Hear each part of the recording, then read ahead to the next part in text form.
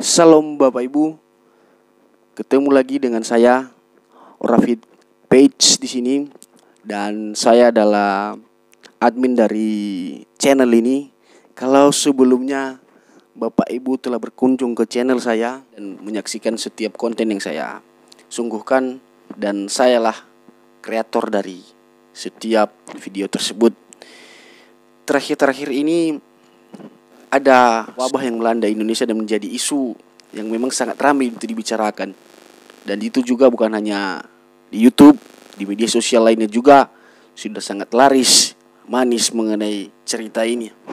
Jadi beberapa hari sebelum ini saya tertarik untuk membuat sebuah konten yang memang Bapak Ibu saksikan saat ini. Tapi dalam konten yang saya buat ini bukan berarti saya menakut-nakuti Bapak Ibu, jelas tidak. Saya berusaha untuk membuat sebuah konten yang dapat menguatkan Bapak Ibu semuanya. Saya mau menegaskan bahwa virus corona atau wabah yang terjadi sekarang adalah ujian terbesar kita umat manusia di dunia ini. Secara khusus kepada kita umat Kristen.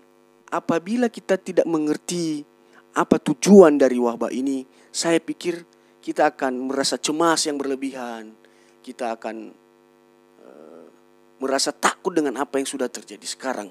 Tapi ketika kita sudah paham bahwa wabah ini ada tujuannya, saya percaya bahwa Bapak Ibu, saya dan yang lainnya dan saudara-saudara yang lainnya tidak akan panik menghadapi wabah yang sudah terjadi sekarang ini di Indonesia, atau yang sering kita sebut virus corona. Kalau kita belajar dari kitab-kitab atau Alkitab Bapak Ibu, dan ada banyak di sana ayat-ayat yang bisa menguatkan kita. Ada banyak ayat di sana yang membuat kita tidak cemas dengan apa yang sudah terjadi sekarang. Kita percaya bahwa setiap sesuatu apa yang terjadi di dunia ini adalah semua ada tujuannya di balik itu. Bapak Ibu, saudara-saudara tercinta, kalau kita buka Alkitab kita di 1 Petrus pasal 5 ayat 8 sampai 9, kita bisa melihat bahwa nats Alkitab ini sebuah teguran buat kita semua bagi umat manusia. Nah, berbunyi bahwa sadarlah dan berjaga-jagalah, lawanmu si iblis berjalan berkeliling sama seperti singa yang mengaum-ngaum dan mencari orang yang ditelannya. Jadi singa dalam cerita ini atau dari nats ini menggambarkan bahwa virus corona yang sedang terjadi mewabah di seluruh dunia saat ini. Dia menjelaskan bahwa kita harus berjaga-jaga karena banyak iblis mengelilingi kita seperti singa yang mengaum-ngaum. Ya, sama seperti yang sekarang ini. Seperti virus corona ini yang meresahkan hidup manusia. Yang menarik Bapak Ibu begini, di ayat 9 dari 1 Petrus ini dia memberi pengharapan baru buat kita. Kalau kita baca di sana, di ayat 9 ini menegaskan bahwa lawan dia dengan iman yang teguh. Sebab kamu tahu bahwa semua saudaramu di seluruh dunia menanggung penderitaan yang sama. Artinya dia menjelaskan di sini senjata satu-satunya kita orang Kristen untuk melawan apa yang terjadi sekarang ini adalah dengan iman yang teguh, kepercayaan yang kuat kepada Tuhan. Tadi di ayat pertama yang sudah kita baca, dia menyarankan kita untuk selalu berhati-hati atau untuk selalu berjaga-jaga. Karena virus corona sekarang ini sudah menyebar kemana-mana. Jadi dia mengajak kita untuk harus kita berhati-hati. Jadi kalau saya simpulkan begini, virus corona ini membuat kita cemas, panik. Saya menjawabnya tidak. Kita harus mengamini bahwa Tuhan selalu ada dan lebih berkuasa atas segalanya yang ada di bumi ini. Sekali lagi saya menekankan bahwa kita jangan perlu panik. Kita jangan perlu takut. Saya berpikir bahwa jangan sampai dengan ketakutan kita yang sekarang, dengan kepanikan kita yang sekarang, kita tidak ada persiapan ketika wabah itu mendekati diri kita. Betapa celakanya kita kalau diri kita ini, saya sudah jelaskan tadi bahwa kita tidak mampu untuk menjaganya. Tuhan akan bekerja, akan selalu ada buat orang yang mendekatkan diri pada Dia. Ini sudah janji atau nubuat dari Alkitab itu sendiri dan perlu kita amini dalam kehidupan kita. Jangan kita berpikir bahwa wabah ini hanya sekedar ada, hanya sekedar datang untuk mengejutkan semua orang, atau hanya tantangan untuk pemerintah. Saya menekankan bahwa tidak. Kenapa?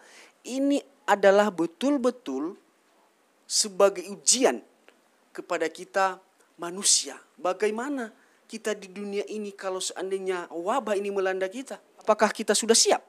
Atau kita berjalan di dalam kepanikan, berteduh di dalam ketakutan? Saya harap bahwa kedua hal ini harus kita jauhkan dalam pikiran kita. Kita harus percaya bahwa Tuhan itu ada buat kita dan wabah ini ada untuk mengoreksi setiap kehidupan manusia yang ada di dunia ini. Apabila ada yang salah bagi diri saudara, apakah ada yang janggal atau ada perbuatan-perbuatan dosa yang selama ini saudara-saudara lakukan, maka dengan wabah ini kita diperingati bahwa kita harus selalu menjaga hati ini. Kita harus selalu mendekatkan diri kepada Tuhan karena kita sudah melihat tadi bahwa hari-hari ini adalah jahat. Artinya begini, saya menggarisbawahi begini. Apapun yang terjadi, apapun keadaannya di dunia ini, ketika kita sudah menyatukan diri dengan Tuhan, saya percaya bahwa kita telah siap karena kita telah bersekutu menyerahkan diri kita ini sepenuhnya di dalam Tuhan.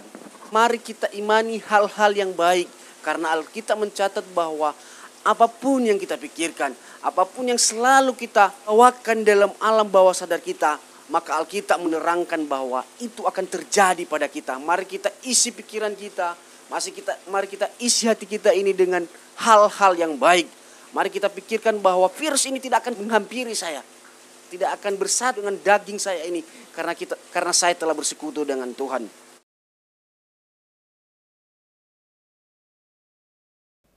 Amsal berkata, obat yang paling hebat adalah apa?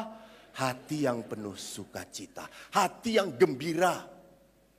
Apapun masalahnya. Jadi disitulah orang itu harus hidup karena iman. Karena iman, bukan karena situasi. Ini orang yang hidup karena situasi. Pastor, saya tuh sudah tua ya pastor. Ada oma-oma 80 tahun, aduh segala karasa pastor. Ya karasa, itu karasa gitu ya. Dompet apalagi pastor gitu ya. Ini orang yang hidupnya bukan karena iman tetapi karena penyakit, karena keadaan. Maka apa yang terjadi? Hidupnya makin berat, makin susah. Tidak ada power dari dalam iman kita. Maka menarik, kenapa lagu-lagu puji-pujian itu penting? Supaya puji-pujian ini menjadi kekuatan bagi hidup kita.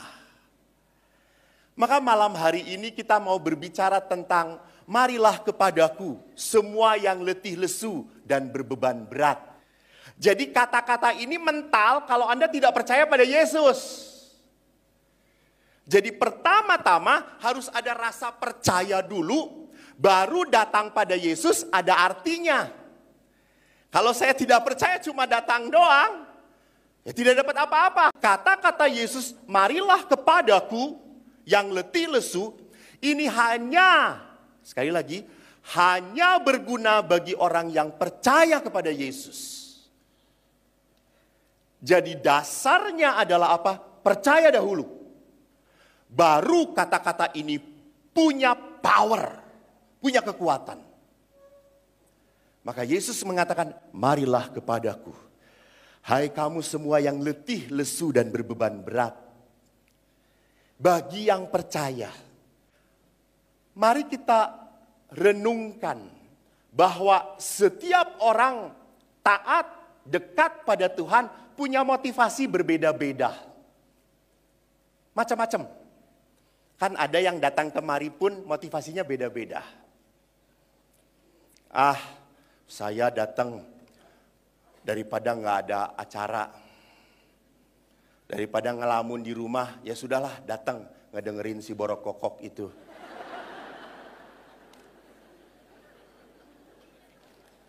Jadi perhatikan di sana, motivasi seperti apapun diterima oleh Yesus.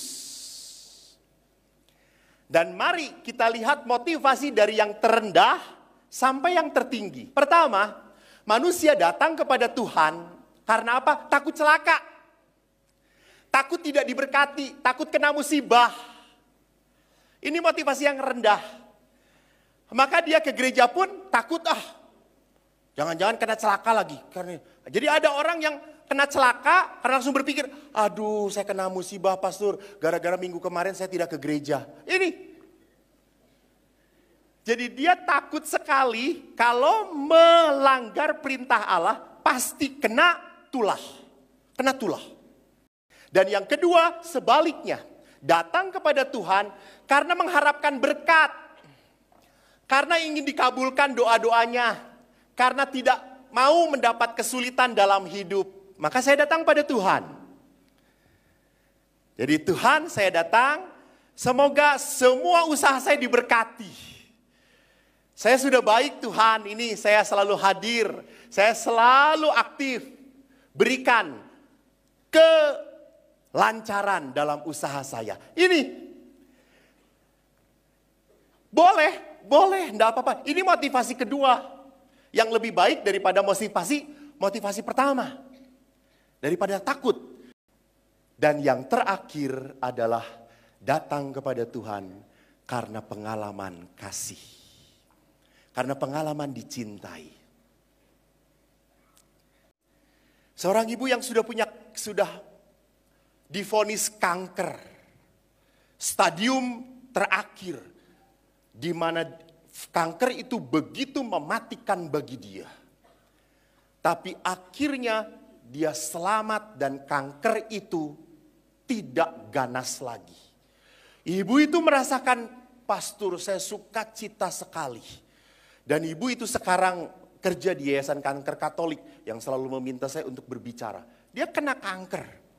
Tapi akhirnya sekarang dia hidupnya penuh dengan pelayanan. Karena apa? Karena dia merasakan Tuhan begitu mengasihi saya. Saya sudah diberkati oleh Tuhan.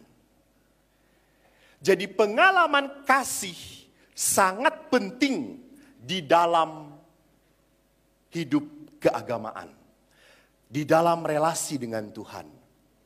Jadi di situ lihat bahwa komunikasi adalah hal yang tidak bisa ditinggalkan dalam relasi dengan Tuhan. Bentuknya apa? Doa. Jadi orang itu yang membuat merasa tidak diberkati adalah dosa. Halangan terbesar manusia dengan Tuhan adalah dosa. Jadi saudaraku yang terkasih, mari kita sambut undangan Allah. Marilah kepadaku yang lelah, letih, berbeban berat. Aku akan memberikan kelegaan padamu bila engkau setia berdoa. Menikmati perdamaian melalui sakramen rekonsiliasi, tobat, dan akhirnya ekaristi. Saat dari Tuhan untuk memberi makanan jiwa kita. Tuhan memberkati Anda semuanya.